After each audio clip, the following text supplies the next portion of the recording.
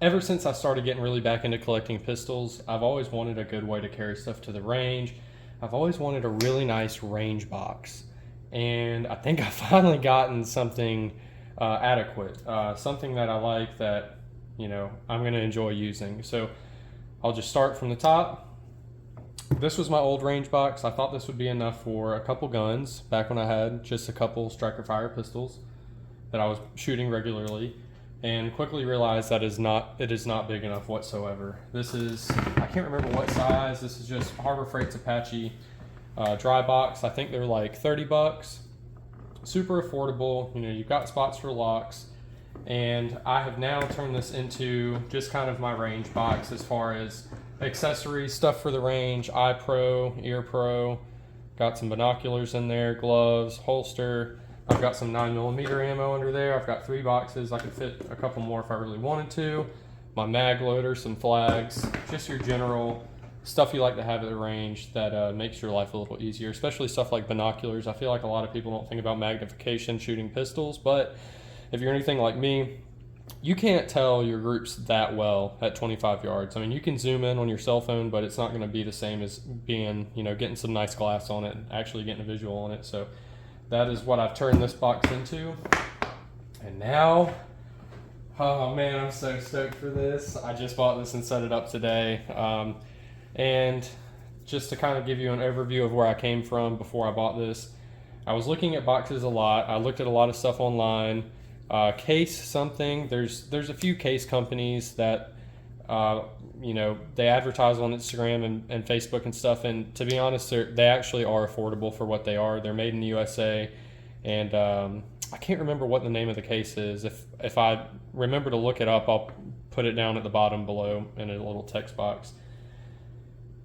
But I'm impatient, and they are more expensive. Like that box I just showed you was 30 bucks. I think this one was 60. Super affordable for what it is. And I've used these Apache cases a lot, and I've never had an issue with them at all. They're plenty strong enough.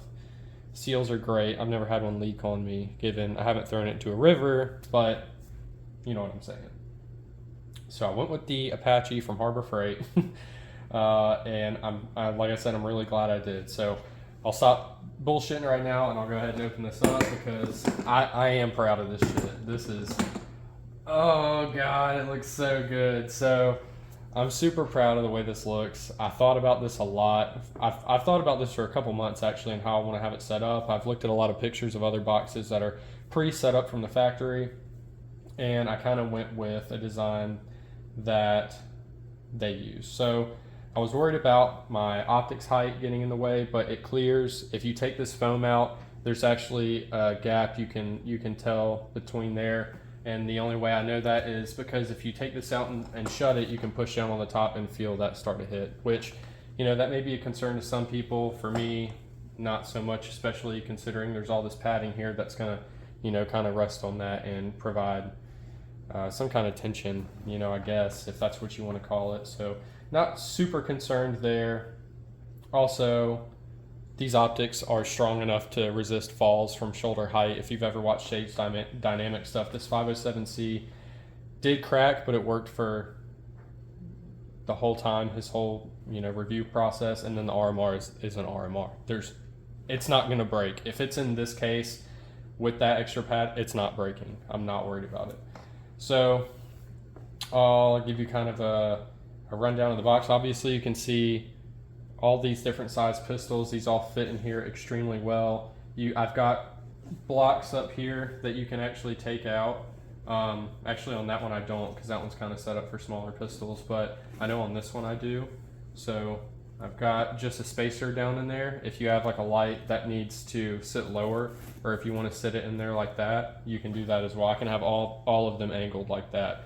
And that works, but as you can see, the top's pretty high. It raises that up a little bit, and honestly, I just think having them all straight looks way better. And as I'm pulling this out, you can probably tell that it's kind of wanting to pull the foam with it, and that's just going to happen with stippled guns. I feel like, sure, you can probably get some like closed cell foam that maybe slides a little better, is a little bit more moisture resistant. I've got a bunch of magazine holders right here. I did doubles for all of them just because if I want to hold a 1911 mag, a single one, it will just stay like that. I mean, it's not like flopping around, obviously. And same with like 22 magazines.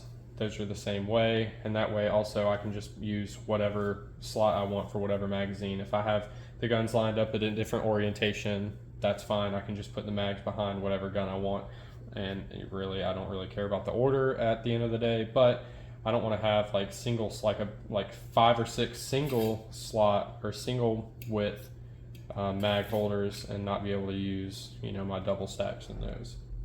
All right, we've gone over how these are in here. I've got supports underneath all these, even this one, you know, with that, you know, being no light there, it needs that support, but it's just a sideways block and it works great. Same with the 1911.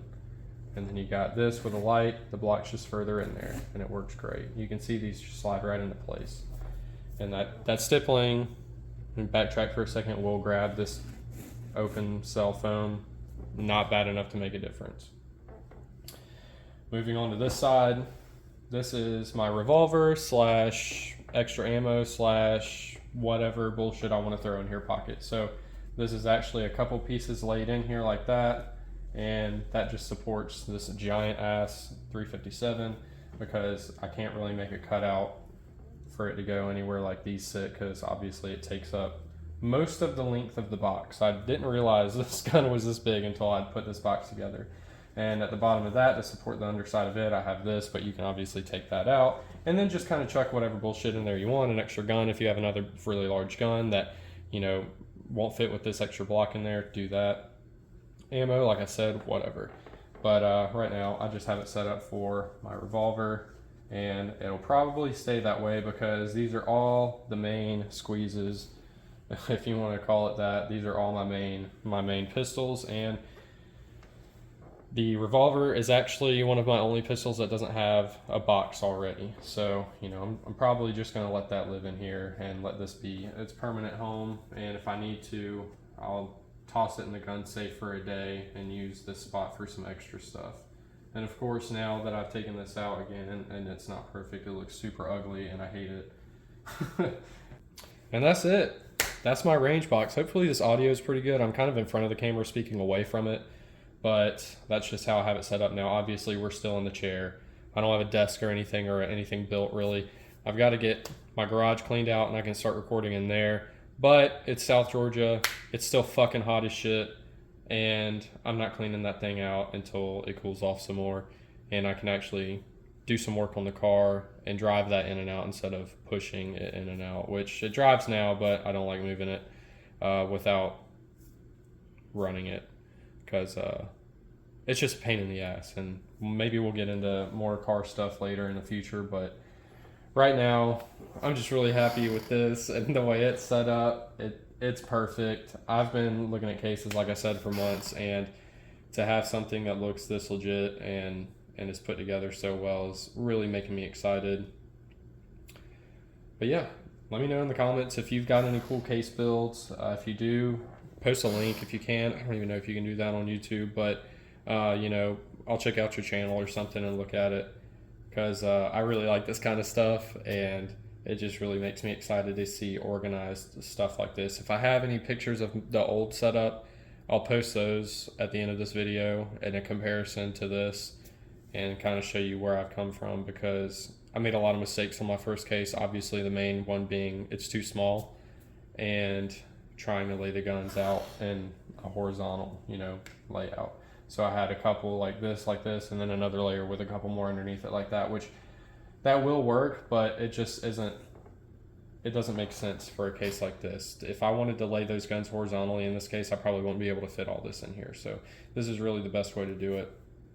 But yeah, any suggestions, like I said, let me know in the comments. Like, comment, subscribe. I'm at 200 subscribers now, which is fucking insane. I can shout out Bobby for that. He put me on one of his videos, and you know, it's like, you know, let's get JFR to 200 subs. So I really appreciate that. And yeah, and I see you in my comments, eyes and ears and nubs. Appreciate y'all guys' support. It's really cool to have people that are like-minded, in the community, and hopefully I'm showing some good support back. I try and watch all y'all's stuff and like when I can, and I appreciate y'all doing the same for me. Really enjoy the content. Just looking at other people's setups is super entertaining to me. I can do that for hours. So yeah. Anyway, thanks for watching, guys, and I will see you guys in the next one.